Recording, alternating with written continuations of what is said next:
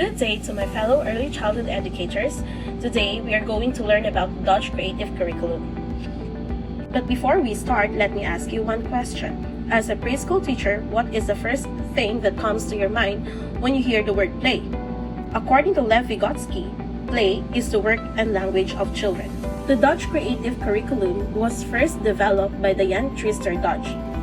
Other contributors to the Creative Curriculum, it is actually based off the findings of 6 main theories. First is Barry Brazelton and Abraham Maslow. They believe that children need their basic needs to be met, which include safety, belonging, and esteem. The next is Erik Erikson and Stanley Greenspan. They both focused on the necessity of having supporting, trusting relationships with adults, which increases social, emotional development. Lastly is John Piaget and Lev Vygotsky. They both discussed how interactions with others are crucial in the cognitive development of the children. What is the creative curriculum? A creative curriculum is a play-based and research-based curriculum. The creative curriculum balances both teacher-directed and child-initiated learning, with an emphasis on responding to children's learning styles and building on their strengths and interests. The teacher plays a vital role in practicing the strategies of the creative curriculum. The goals and objectives are directly linked to the reliable assessment instrument.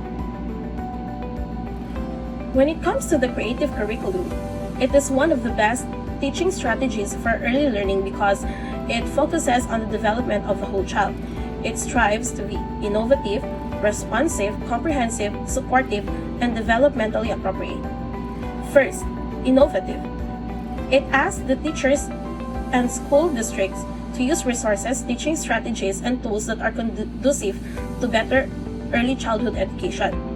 Because of the nature of innovation, what a teacher may implement one year may prove obsolete in the next. In this case, teachers must be flexible and open-minded to the latest research in development and learning. Next, creative curriculum is responsive. The creative curriculum encourages teachers to be responsive to any student's needs. Remember that each child have different learning styles and learning needs. Third, the creative curriculum is also critically supportive. While we know that teaching isn't easy, everybody knows that the job of a teacher can be challenging.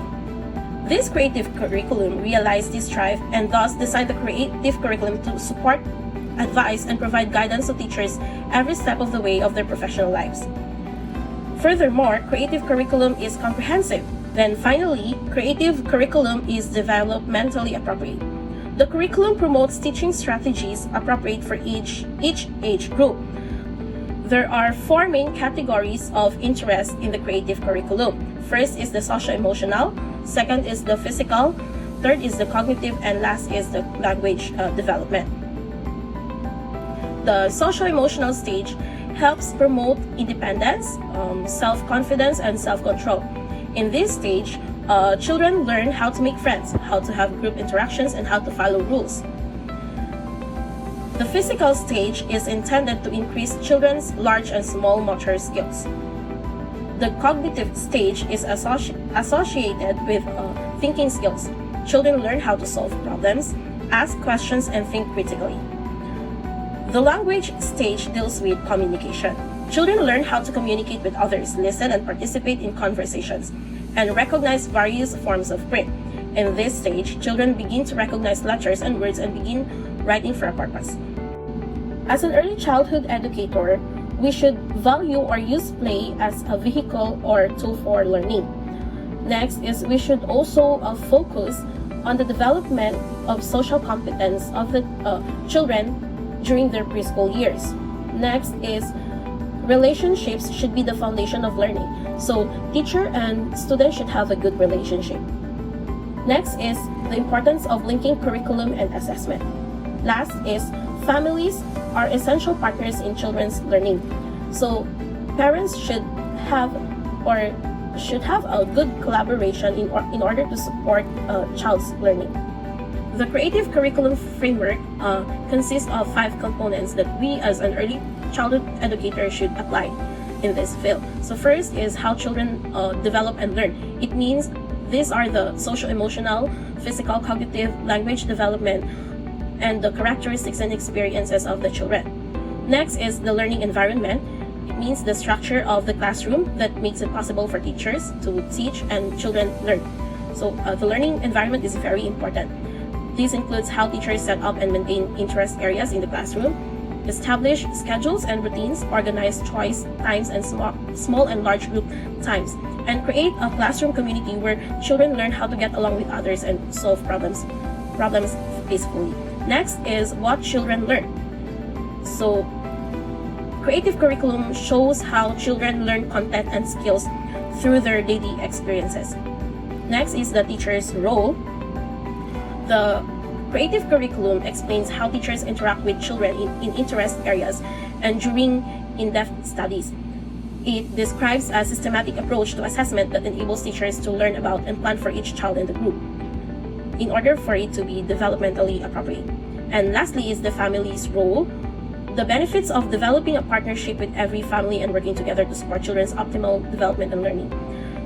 This last component includes teachers getting to know the families, welcoming them, and also communicating with them regularly, partnering on children's learning, and responding to some challenging situations. So the 5 components of the creative curriculum framework are applied to 11 areas. Those are blocks, dramatic play, toys and games, library, art, discovery, sand and water, music and movement, cooking, computers, and outdoor activities. The creative curriculum describes the materials that meet the developmental needs of young children and enhance learning and teaching. Each interest area description shows the connection between the objectives and also the academic content and how teachers guide and assess the children's learning. A unique strength of the creative curriculum is its strong link between the curriculum and assessment. So let me share you a research done by Eric Blair and Lorna Francis in 2011 entitled, "Was it right to abandon the creative curriculum?" In this research, 9 members of staff, including 5 teachers and 4 teaching assistants, and also 162 children took part in this study. They have questionnaires and 2 pupil focus groups were used to gain an insight into how participants felt about this creative curriculum. As a result of this study, there were 3 main findings cited by the authors. First, there is an enriched learning and increased motivation. Staff and pupils perceive the creative curriculum to have had a positive effect on the teaching and learning of foundation subjects. Second, there is an even coverage of the curriculum. There was a perception that the teaching and learning in the 3 areas of curriculum, namely literacy, numeracy, and RE, needed to be examined further. Teachers felt that RE in particular received less coverage as a result of the new curriculum, and it was hard to teach this creatively. Teachers indicated that they felt these 3 areas of the curriculum required specialist skills and focused teaching. Lastly, there is a difficulty in assessing the subjects. Although concerns about the assessment were highlighted by some staff, they were generally very positive about the creative curriculum and its overall impact on teaching and learning. So what are my personal insights about this creative curriculum? Actually, this curriculum is a good teaching strategy to be implemented because it includes developmentally appropriate goals that cater the needs of the children. Teaching strategies are appropriate and aligned for each group.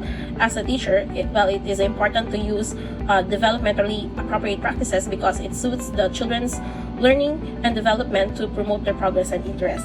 Aside from being developmentally appropriate, creative curriculum promotes good relationship between teachers and students.